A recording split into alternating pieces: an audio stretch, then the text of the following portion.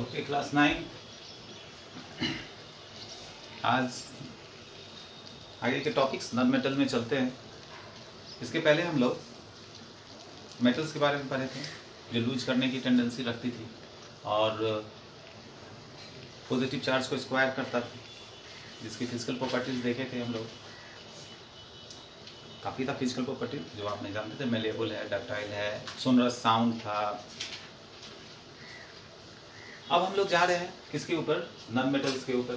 तो non metals में क्या है, जैसे वहाँ मेटल में लूज करने की टेंडेंसी थी इलेक्ट्रॉन्स की और पॉजिटिव चार्ज को एक्वायर्स करता था, यहाँ इलेक्ट्रॉन्स को गेन करने की टेंडेंसी होती है जनरली नॉन मेटल्स की और निगेटिव चार्ज को एक्वायर्स करता है।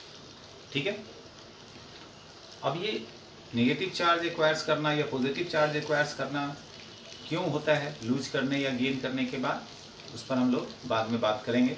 लेकिन इतना याद रख सकते हैं कि ऐसा कोई भी सब्सटेंस हो,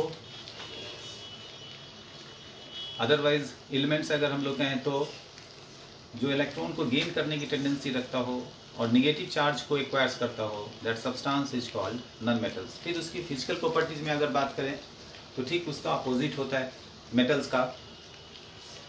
ये मैं आपका मेटल जो है मेलेबल डक्टाइल है, तो नॉन मेटल्स आपका मेलेबल डक्टाइल नहीं है। ये सोनरस साउंड को प्रोड्यूस नहीं करता है, इसकी बॉइलिंग और मेल्टिंग लो होती है इन कंपेयर टू मेटल। आते हैं कंडक्टिविटी के बारे में अगर बात करें तो वहाँ हम लोग मेटल्स में लिखते थे क्या? गुड कंडक्टर, लेकिन ये बैड कंडक्टर होता है। लेकिन एक्सेप्ट एक सब्सटेंस है जिसको हम लोग ग्रेफाइट कहते हैं। क्या कहते हैं? ग्रेफाइट। ये गुड कंडक्टर का काम करता है। It is bad conductor of, कौन सा बैड कंडक्टर है? Non metal. लेकिन एक्सेप्ट ग्रेफाइट आप जो है आपका, जो बैड कंडक्टर नहीं है, वो गुड कंडक्टर का काम करता है। और गुड कंडक्टर का काम करने का पर्पस यही है कि इसके अंदर फ्री इलेक्ट्रॉन्स होते हैं जो मूव करते रहते हैं। तो ग्रेफाइट एक कार्बन का फॉर्म है, जैसे कह सकते हैं हम लोग कि एलोट्रॉप्स। कार्बन का इलेक्ट्रॉप्स एक्चुअली 3 होता है, एक डायमंड, एक ग्रेफाइट और एक C60 molecule, bulk minister molecule. ठीक है, तो डायमंड बैड कंडक्टर है, बट ग्रेफाइट आपका गुड कंडक्टर है। गुड कंडक्टर होने का कारण क्या है? फ्री इलेक्ट्रॉन्स होने के कारण। फ्री इलेक्ट्रॉन्स कंडक्टिविटी जो उससे पास करता है, देखोगे ना सेल में टॉर्च में जो लगा रहता है, अदरवाइज टॉयज में जो रहता है, उसके अंदर ग्रेफाइट का रॉड लगा रहता है और वो कंडक्टिविटी को शो करता है। तो ये याद रखना हमेशा कि ग्रेफाइट जो है नॉन मेटल्स में होने के बावजूद भी ये गुड कंडक्टर का काम करता है। और गुड कंडक्टर का काम होने का कारण क्या है? Due to free mobile electrons. Always electrons free होता है मोबाइल होने के लिए। तब हम लोग आते हैं इसके अंदर, जो भी इसकी और फिजिकल प्रॉपर्टीज है वो आपको PDF में जाएगी, ऐसे आप जानते हैं। उसके बाद आता है आपका मेटलॉइड्स। मेटलॉइड्स उसको कहते हैं हम लोग जिसमें दोनों की प्रॉपर्टीज होती हो, यानी कि ऐसा कोई भी सब्सटेंस हो जिसमें मेटल्स की भी प्रॉपर्टीज होती हो, नॉन मेटल्स की भी प्रॉपर्टीज होती हो, that substance is called metalloids. और ऐसा कुछ एलिमेंट्स है जो मेटलॉइड्स हैं जिसमें दोनों की प्रॉपर्टीज मिलती है। ठीक है, that substance is called boron. Boron जिसको D से इंडिकेट किया हम लोगों ने, सिलिकॉन जिसको Si से डिनोट किया हम लोगों ने, जर्मेनियम जिसको हम लोग Ge से डिनोट किया। ये सब एलिमेंट है। फिर बोल दें boron, B, silicon, Si, germanium, Ge, ये सब मेटलॉइड्स है। इसके अंदर दोनों की प्रॉपर्टी शो होती है, मेटल्स की भी और नॉन मेटल्स की। क्लियर है? वहां मेटल था, यहाँ नॉन मेटल है और ये मेटलॉइड्स है। तब हम लोग आते हैं इसके बाद जो आपका है वो है मिक्सचर। और मिक्सचर तो हम लोग किसी को भी कह दे तो मिक्सचर है। मार्केट में भी जाते हैं, कहते हैं कि मिक्सचर दीजिए, अलग अलग नामों से मिक्सचर मिलता है, दैट इज कॉल्ड मिक्सचर। तो मिक्सचर में क्या है कि 2 कंपोनेंट हो, 2 से ज़्यादा कंपोनेंट हो, चाहे एलिमेंट्स के तौर पर हो, अदरवाइज कंपाउंड्स के तौर पे हो, ये सब आपस में मिक्स होते हैं, तो दैट इज कॉल्ड मिक्सचर। आप किसी को मिक्सचर कर सकते हो, हम लोग भी मिक्सचर ही,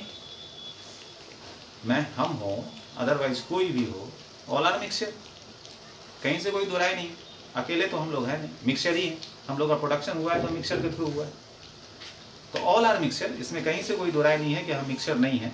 बट मिक्सचर के अंदर दो पार्ट्स बनाए जाते हैं, एक को कहते हैं हम लोग होमोजीनियस मिक्सचर। होमो का मतलब ही होता है सेम, सेम कंपोजिशन।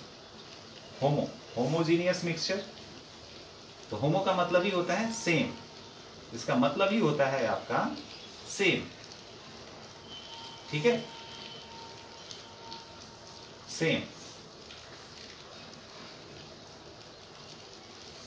तो ये हो गया होमोजीनियस, और एक होता है हेट्रोजीनियस। तो हेट्रो का मतलब हो गया डिफरेंट, यानी कि वहां कंपोजिशन सेम नहीं होता, यूनिफॉर्म फॉर्म में नहीं होता।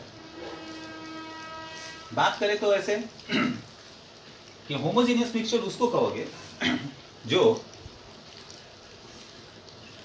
जब दो को मिला ले या दो से ज्यादा को अगर हम लोग मिला दे, आपस में मिक्स कर दे, तो उसमें से कोई भी कंपोनेंट, जो कंपोनेंट को आप मिक्स करें, जैसे वाटर ले लो और शुगर ले लो, तो शुगर को जब हम लोग वाटर में मिक्स करते हैं तो शुगर को हम लोग क्या है कि आइडेंटिफाई नहीं कर पाते हैं मिक्सचर होने के बाद कि शुगर गया था, ठीक है। हालांकि फर्स्ट क्लास हम लोग पढ़ दिए थे कि हाँ क्या है, लेकिन फिजिकली फॉर्म में इवेपोरेशन हो, फिल्ट्रेशन हो, उससे हम दोनों को सेपरेट नहीं कर सकते हैं। नेकेड आई से उस शुगर को हम लोग उस मिक्सचर के अंदर नहीं देख पाते हैं, तो that is called homogeneous mixture. But heterogeneous में अगर जाए तो हम लोग ये देख पाएंगे कि हम लोगों ने उसके अंदर क्या क्या मिक्स किया है। तो वहाँ यही डिफिनेशन है आपका कि in this mixture has it does not have a uniform composition, और इसमें ऑलवेज यूनिफॉर्म कंपोजिशन में होगा, ठीक है।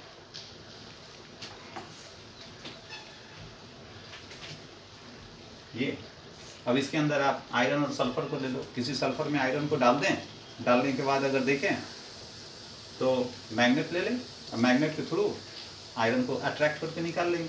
तो ये फिजिकल प्रोसेस के थ्रू सेपरेट हो सकता है, चाहे फिल्ट्रेशन हो, इवेपोरेशन हो, जो भी, इसके थ्रू ये सेपरेट हो सकता है हेट्रोजीनियस। बट होमोजीनियस ये सेपरेट नहीं हो सकता है। इसी होमोजीनियस को अगला जो टॉपिक बनेगा जब, ट्रू सॉल्यूशन कहते हैं।